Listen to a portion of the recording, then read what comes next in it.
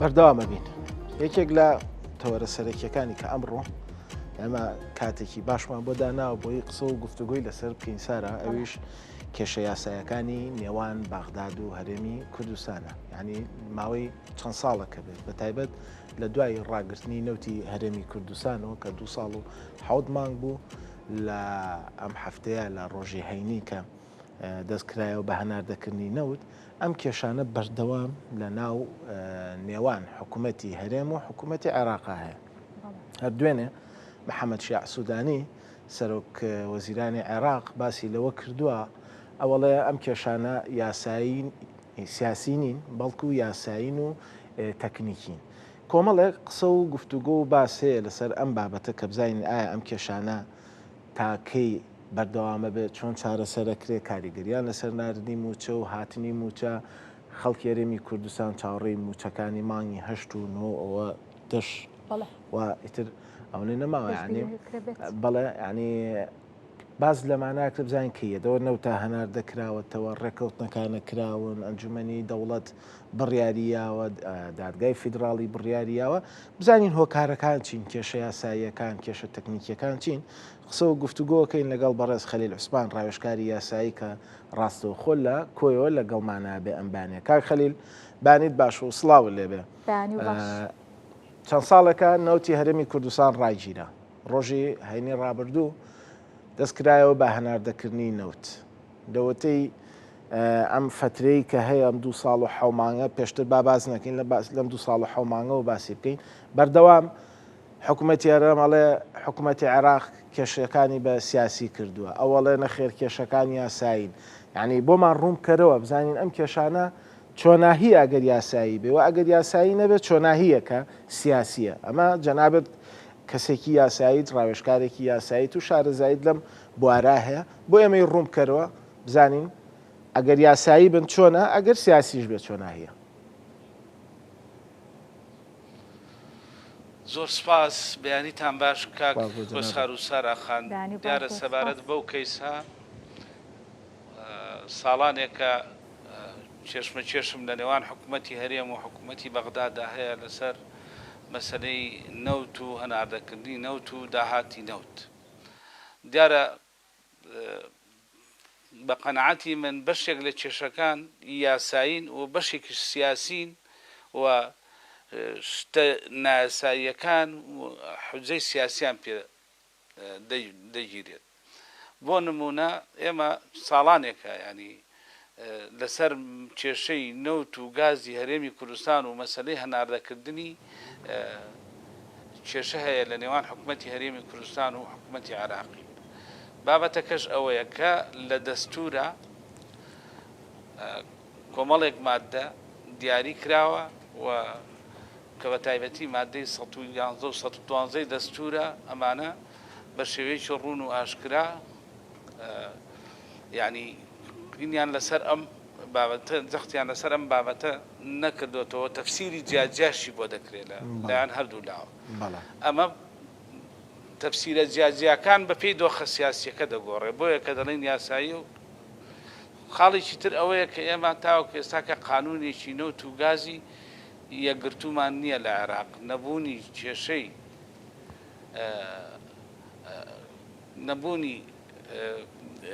نەبوونی یاسایەکی نەوت و گاز لە عێراقا کێشەی بۆ نەوتی هەرێمی کوردستانیش دروست کردووە و بە قەنەعەتی ئێمە ڕێکەوتنی حکوومەتی هەرێم و حکوومەتی بەغدا لەسەر یاسایەک کە بەرژەوەندی هەردوو لا تیا پارێزراو بێ ئەمە کڕۆکی کێشەکانە دەبێ هەوڵ بدرێ لە هەرچۆنێ بێ لە خوڕەکان داهاتوو ئەم یاسایە دەربکرێت. جەنابێت چەند ساڵێک پەرلەمانتار بوویت و لەگەڵەوەشە ڕاوێژکارێکی یاسایی یعنی هۆکار چییە تا ئێستا نەتوانراوە حکوومەتی هەرێم و حکوومەتی فیدراڵی ڕێککەون لەسەر یاسای نەوت و غاز ینی دوێنێ من لە سەرەتای قسەکانمە ئەماژەم بە لێدوانەکان یاخود پەیامەکەی محەممەد شیع سوودانیەوە کە ئاڵەیە بێ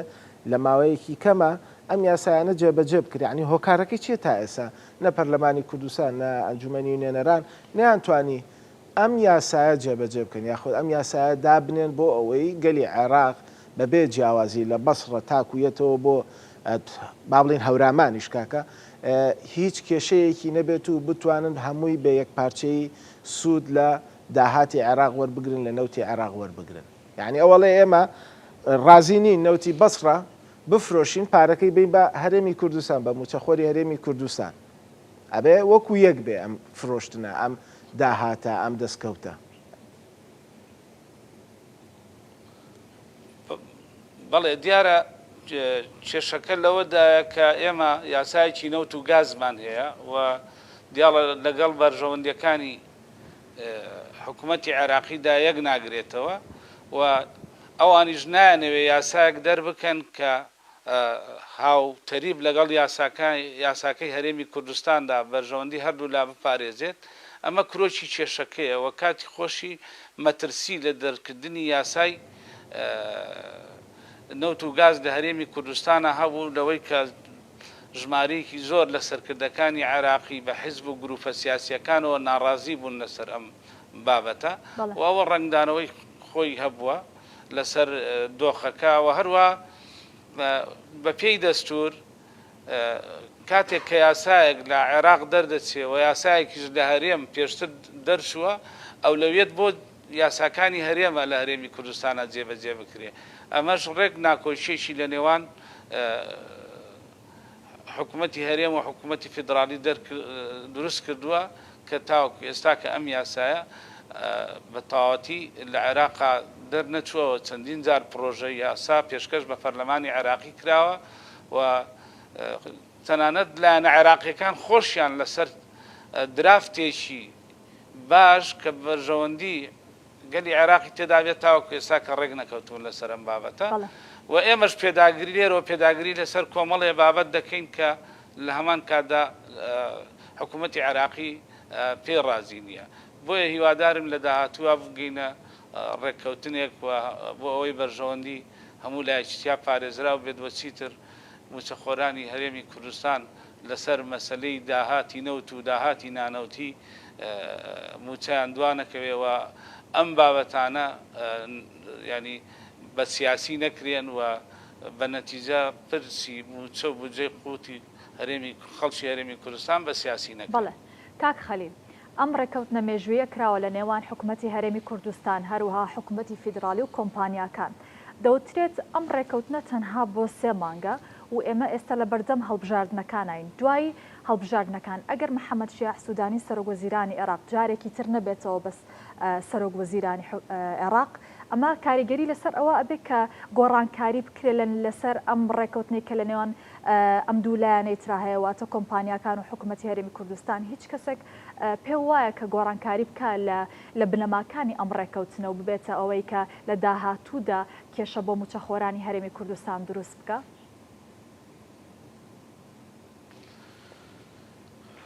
ئەم ڕێکەوتنە وەکو جەنابەت باسی کرد بۆ ماوەیەکی دیاریکراوە بەڵام دەکرێت بۆ داهاتوش ببێ بە بناغەیەکی پتە و بۆ حکوومەتی داهاتووی عێراق بۆ ئەوەی ینی موچە و بودجەی قوتی هەرێمی کوردستان خەڵکی هەرێمی کوردستان ڕەوانە بکات. دەکرێت بەم جۆرە ینی بیان و یەک لەم بابەتە بگیرێت و ئەم ڕێکەوتنە نەچێتە بواری جێبەجێکردنەوە. بەڵام من پێم وایە ئەمە لە لایەکی تریشەوە پەیوەندی بە هێز و قورسایی هەرێمی کوردستانەوە لە بەغدا. بۆیە ئەگەر خەڵکی کوردستان متمانە بە هێزە سیاسیەکان و بە تایبەتی بە یەکێتی نیشتیمانی کوردستان بکات و دەنگ بە کاندیدەکانی بدات بە قەناعەتی من و بە نەتیجە ئێمە ژمارەی کورسیەکانمان زیاد بکەین و قورساییمان زیاد بێت دەتوانین داکۆچی لە موچە و قوتی خەڵکی هەرێمی کوردستان بکەین و دەتوانین ئەو ڕێکەوتنەی کە کراوە گەشەی پێ بدەین و ببێتە بناغەیەکی باش چ لە ڕووی سیاسیەوە چ لە ڕووی ئابوووریەوە بۆ ئەوەی لێک تێگەیشتنێکی باش لەبینی حکوومەتی هەرێم و حکوومەتی بەغدا دروست بێت. بەڵێ واتە پێویستە حکوومەتی هەرێمی کوردستان چی بکە ئەگەرێکی وا هاتە پێشەوە ئەو لایەنانی کە لەسەر ئەم ڕێکەوتنەش پێشتر هەر ڕازی نەبوون پێیان باش نەبوو کە ڕێکەوتن بکرێت و دەستێوەردانیان کرد پێویستە حکوومەتی هەرێمی کوردستان چی بکە؟ بقناعتي من هێشتا کە زووە ئەمە قسە لەسەر ئەوە بکەین کە حکوومەتی هەرێمی کوردستان چی بکات چونکە بۆ هەر زەمانە و زەمینەیەکی دیاریکرا و کار و کردداری خۆی دیاریکراوی پێویستە بەڵام بە قەناعەتی من بۆ ینی بۆ ڕزگاربوون لەو هەموو تەنگژەیە کە هەموو ساڵێک و هەموو چەند مانگێک دووبارە بێتەوە و هەردوو لا بیان و بە یەک دەگرن ئەمە نەوت نەگەیشتووە و نەوت هەناردە نەکراوە داهات تەسلیم نەبوو داهات تەسلیم نەکراوە بە قەناعەتی من یەکەم دەرچوونی یاسایەکی نەوت و گازە لە پەرلەمانی عراقی کە هەموو لایەک لەسەری کۆک بوون و هەموو لایەنە سیاسیەکان وە بەرژەوەندی هەم هەرێمی کوردستان و هەم بەرژەوەندی حکوومەتی عراقی تیا پارێزراو بێ دوو یاخود دەبێ مؤتەمەرێکی گەورەی هێز و لایەنە سیاسیەکان بکرێت و لەسەر میساقێکی گەورە لەسەر میساقێک ڕێک بکەون کە هەموو بەرژەوەندی هەموو لایەکی تیا پارێزراو بێت و ئەو میساقە لایەنی سیاسی لایەنی ئابووری لایەنی مالی هەموو شتەکان بگرێتەوە هەموو هێز عراقیەکان تیا کۆک و تەبابن و واژۆی لەسەر بکەن و ببێتە بنەمایەک وەکو بنەمای ڕێککەوتنی تایف کە لە لوبنانا لە بینی مکەویناتی سیاسی لە مۆر کراوە تاوەکو ئێستا کەش هەموو لایەک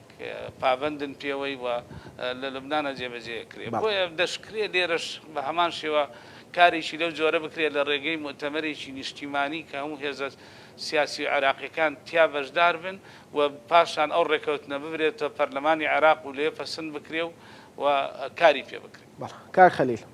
لە ڕۆژی هەینی ڕابردوو لە دوای هەناردەکردنەوەی نەوت حەیان عەبدولغەنی وەزیری نەوتی عراق ڕایگەیان کە نەوت هەناردە نەکراوە نەوت ڕادەست کراوەتەوە یعنی لێدوانێکی جیاوازتر بوو و ئەمە تۆزێک کە چۆنەڵێ دەنگۆی ئەوەی بە دوا خۆیان هێنا کە ڕەنگە کێشەکان قوڵتر بنەوەک لەوەی ئاسۆی چارەسەر بەرەو چارەسەر بڕوە یەکێتی نیشتیمانی کوردستان وەکو جەنابیشت باسە کرد بەردەوام باز لەواکە کابێ ئەم کێشانە لە بەغداد چارەسەر بکرێەوە بگەڕێنەوە بۆ بەغداد بە تایبەت سەرۆکی یەکێتی نیشتیمانی کوردستان کە چەندین جار سەردانی کردو و محەممەد شیع سوودانی سپاسی هەوڵەکانی سەرۆکی یەکێتیشی کردووە لە ئەوەی کە بتوانرێ ئەم ڕێککەوتنە ئەنجام بدرێت هەر بەڕاست پرسیارەکە ئەوەیە نەوت ڕادەست کراوەتەوە نەوت هەناردە کراوە بە قەناعەتی من هەردووچێتی یەکەم نەوت چۆتە بۆڕیەکانەوە و نەوت ڕادەستی سۆمۆ کراوە واتە حکوومەتی عراقی داوای ئەوەکە کە نەوت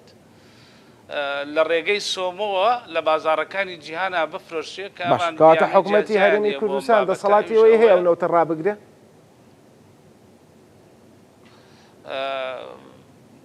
بەم قەناعەتی من بەڵێ دەتوانێت لە داهاتووە ڕای بگرێ ینی ئەوە دوو هەناردەش کراوە بەوەی کە سۆمۆ هەناردەی کردووە و گەیشتۆتە بازارەکانی جیهان و ئێستا ڕۆژانە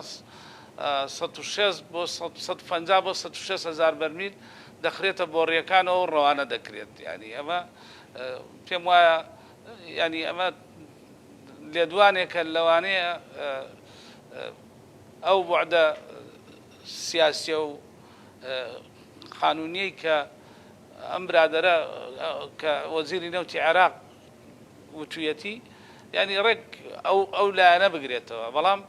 لەبیرشت نەچێت لەم یەک دوو ڕۆژەی دواییە نەوت گەیشتە بەندەرەکانی جیهان و نەوت هەناردەکرا نەوتی هەرێمی کوردستان ڕۆژانە 160 بۆ 150 بۆ 160 هزار بەرمیلی خستە بۆری نەوتەوە ڕادەستی سۆمەوە بە کاک خەلیل لە وەکو جەناب دەڵی نەوت ڕەوانە کرا و ڕۆشت ئەوە قسەکەی حەیان عەبدولغەنی بێ قسەی هەر کەسێک بێ گرنگەوەی وەکو جەنابە دەڵێن نەوتەکە ڕۆشتۆ ئێستا 150 بۆ 160 هزار نەوت ڕۆژانە بە بۆریەوە ئەڕواتە دەرەوە بۆ کێشەکان چارەسەر نابێ ینی هێشتا ئەوە ئەم ڕۆیا سبەینێ بڕیارە موچەی مانگی حەوت دەست بە دابشکردنی بکرێ ئەی موچەی مانگی هەشت ئەی موچەی مانگی نۆ یعنی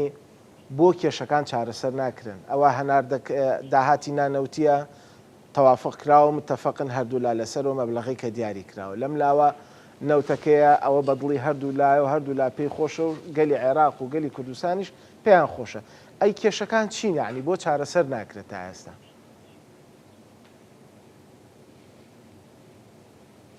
بە قەناعەتی من کێشەکان هەندێک جار ڕێککەوتنەکان کە هەڵچوون و داچوونی تێدا دەبێت بە پێی بارودۆخە سیاسیەکە بە پێی هەندێک لێدوانی سیاسی لە بینی هەرێم و بەغدا ینی وەکو بڵێ خەلەلێکی تێدەکەوێت کە هیوادارم ینی تەنگژەی سیاسی دووبارە لە بینی هەرێم و کوردستانە بە هیچ شێوێک ڕوونەدا و بە مەسئولیەتەوە مامەڵە لەگەڵ دۆخەکەیە بکرێ و وەکو جەنابی شتان بینیتان ینی چارەسەری کێشەکانی هەرێمی کوردستان لە بەغدایە و چارەسەری قوتە و بودجەی خەڵکی کوردستان لە بەغدایە و دەبێت ئێمە ئاگامان لە هەڵوێست و لێدوانە سیاسیەکانمان بێ بەرامبەر بە بەغدا مادام دەمانەوێت ئێمە لەگەڵ بەغدایە بە شێوازێکی مەدەنیانە و ئاشتیانە بمێنینەوە و گفتوگۆی ڕاستەقینە بکەین بۆ چارەسەرکردنی سەرجەم کێشە سیاسی و ئابوووریەکانمان کە ئێمە هێشتا کێشەی خاکمان ماوە کێشەی مادەی 140مان ماوەوە کێشەی کۆمەڵێک یاسامان بەندی دەستوریمان هەیە کە ئەبێ یاسای بۆ ڕێک بۆ دەربچێنرێت لە پەرلەمانی عێراقا کە بەشێک لەو یاسایانە پەیوەنددارن بە هەرێمی کوردستانیشەوە و بەشێک لەو یاسایانە پابندن بە مافە سیاسی و مەدەنی و یاسایەکانی هەرێمی کوردستانەوە. بەڵێ کاک خەلیل واتە خۆتەزانی سەرۆک باڤڵ دەست پێشخەری کردووە بنەماسازی کردبووی کە ئەم ڕێکەوتنە لە لەوان حکوومەتی عێراق و حکوومەتی کوردستانە هەبێ پێ وایە کە ئەمە کاریگەریەکی باشی دەبێت لە دوای هەڵبژاردنەکانیش و بۆ نزیک بوونەوەی حکوومەتی هەرێمی کوردستان و هەروەها فیدراڵ؟ بەڵێ هەروەکو لە چەند مانگی پێشوە بینیمان کە جەنابی سەرۆک باڤڵ لە جموجۆڵێکی سیاسی حکمت ئامێزدا توانی لە بەغدا بە زمانێکی گفتوگۆی سەردەمیانە لەگەڵ بەغدا بگاتە ڕێکەوتن و هەروەکو خۆشتان بینیتان سەرۆک وەزیرانی عێراق گوتی جەنابی سەرۆک باڤڵ ئەندازیاری ئەم ڕێکەوتنە ئەمەش بە کەلتوری سیاسی و دیبلۆماسی جەنابی مام جەلال کە دڵنیام پشتی پێبەستاوە و ئەزمون و تەجروبەی قۆڵی لێوەڵگرتووە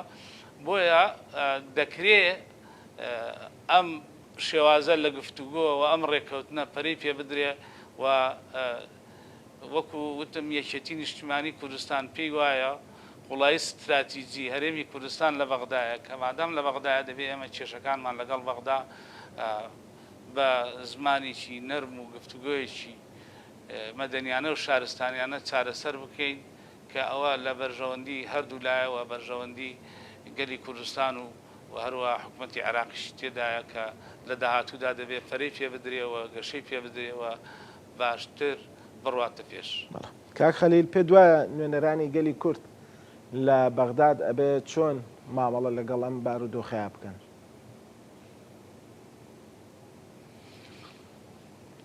دیارە مامەڵەکردن لەگەڵ هەر دۆخێکی سیاسی و ئابووری کۆمەڵایەتی کە دێتە پێشەوە تەعامل و ئاکارێکی تایبەت بە دۆخەکە و هەڵقوڵاوی دۆخەکە و ئاکارێکی واقعیانەی دەوێت بۆ تەعاملکردن لەگەڵ دۆخەکە و هەروها لەگەڵ بەرامبەرەکەت بۆیە هیوادارین وەکو چۆن جەنابی سەرۆک باڤڵ حکمت و زیرەکی و وردەکاریەکی زۆری لە دانیشتەکانی لەگەڵ بەغدا بەکارهێنا و گەیشتە ئەو ڕێکەوتنی کە واژۆ کرا و فەرەی پێدرا و ئێستا هاتنی بودجە و قوتی خەڵکی لێکەوتەوە لە داهاتووشا ئێمە دەبێت بە هەمان کەلتور و بە پشتبەستن بە سیاسەتی دیبلۆماسی جەنابی مام جەلال و پەیوەندی دیبلۆماسیەکانی جەنابی مام جەلال خوای لێ خۆش بێت کە ئەمڕۆ ساڵیادی دەکرێتەوە ئێمە بتوانین ئەم بوارە پەرە پێ بدەین. بەڵێ کەواتە کاک خەلیل ئەم ساڵ ینی هاوڵاتیان و موچە خۆران چاوەڕێ ئەوە دەکەن بزان ئەم ساڵ بەهۆی ئەو کێشانەی کە هەیە لە نێوان حکوومەتی هەرێمی کوردستان و فیدراڵە هیچ کاریگەریکی لەسەرەوە بێ هیچ لێکێک لە موچەکانی ئەم ساڵ نەدرێ بە هاوڵاتیان و موچە خۆران؟ بە قەنەعەتی ئێمە تاوەکو ئێستا کە دۆخەکە لە بینی هەردوو لایەوە ئەوەمان پێ دەڵێ کە لەم ساڵدا تەواوی بوجە و شایستەدارایەکانی خەڵکی هەرێمی کوردستان لەلایەن حکوومەتی عێراقیەوە دابین دەکرێت و بۆ ساڵی داهاتووش و بۆ ڕێککەوتن لەگەڵ حکوومەتی تازە ئەوەش دووبارە بەڕاستی وردەکاری سیاسی و هەروەها وەکوتم ئاکاری حەشیمانە و کردەوەی حەشیمانە و تەعاملێکی حەشیمانەی دەوێت لەگەڵ دۆخی ئەو دۆخی کە لەو کاتیا دێتە پێشەوە لەگەڵ ئەو سەرۆگەزیرانەی کە هەڵدەبژێردرێ کە تا ئێستا کە دیار نییە ئایا هەمان ئەم سەرۆگەزیرانە ئەمێنێتەوە یاخود کەسێکی تر دەبێت بە سەرۆگەزیران. بۆیە بە قەنەعەتی من لەگەڵ ئەو هاوپەیمانێتی کە دروست دەبێت لە دوای ئەم هەڵبژاردنانەوە لە بەغدا دەبێت ئێمە بتوانین تەعاملێکی واقعیانە بکەین بۆ ئەوەی هەموو خواست و داواکاری و شایستەدارایەکانی خەڵکی هەرێمی کوردستان لە ڕێگەی بەغداوە بۆ ئێمە زامن بکرێت. کەواتە کا خەلیل پێ دوایە ئەم هەڵبژارنەی کە لە بەردەممانایە و نوێنەران دەستنیشانەکرێن ڕۆڵی ئەبێت لە سەقامگیری یاخود لە ئەوەی کە چارەسەری کێشەکان بەرە و چارەسەرێکی یەکجاری بڕۆن؟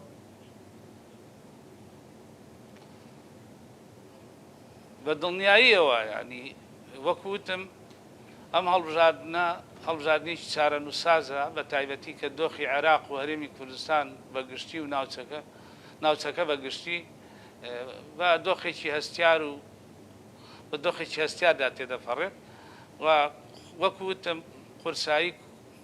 هەرێمی کوردستان و پێگەی هەرێمی کوردستان کە لە ڕێگەی نوێنەرەکانیەوە لە بەغدا قیاس دەکرێت و دیاری دەکرێت و دەفێورێت ئەوە سەنجی مەحەکە بۆ ئەوەی ئێمە دەتوانین لە بەغدا چی بکەین و چی نەکەین و چۆن داکۆچی لە ماف و داواکارەکانی خەڵک بکەین. بەڕێز خەلیل عوسمان ڕاوێژکاری یاسایی کامبانیا ڕاستەخۆ لە کۆیەوە لەگەڵمانەوەی زۆر سپاس بۆ ئامادەبوونت، سپاس بۆ بەڕێستان. زۆر سپاس.